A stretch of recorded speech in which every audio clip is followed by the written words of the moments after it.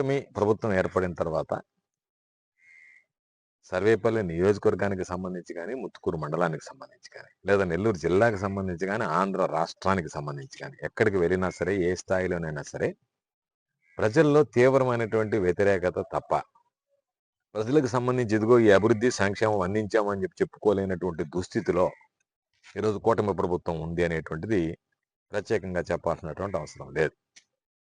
సాక్షాత్తు ఈ రాష్ట్రానికి ముఖ్యమంత్రిగా ఉన్నటువంటి చంద్రబాబు నాయుడు గారే మనం చేశామని అనుకుంటున్నాం ప్రభుత్వ పరంగా, కానీ ప్రజల్లో ఆ విధంగా అనిపించడం లేదు అని అన్నాడు అని అంటే, పైకి ఎన్ని మాట్లాడినా ప్రభుత్వం పట్ల ప్రజలకు ఎంత అసహనం ఉంది అనేటువంటిది చంద్రబాబు నాయుడు గుర్తించాడు. సంతోషించాల్సినటువంటి విషయం.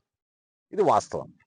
చంద్రబాబు నాయుడు అంగీకరించలేకపోయినా చంద్రబాబు నాయుడు పరోక్షంగా దాన్ని కలెక్టర్ కాన్ఫరెన్స్లో ఒప్పుకొని చివరికి ఆ నెపమంతా ఎత్తి కలెక్టర్లను ఎత్తినివేసి మీరు సరిగ్గా పనిచేయటం లేదు కాబట్టి సమస్య వస్తుందన్నట్టుగా కలెక్టర్ల మీద నింద మోపడానికి ప్రయత్నం చేశాడు. అంటే ప్రభుత్వం సరిగ్గా పనిచేయటం లేదు, అది కలెక్టర్ల వల్ల జరిగినటువంటి ఇబ్బందులు అన్నటువంటి కాదు.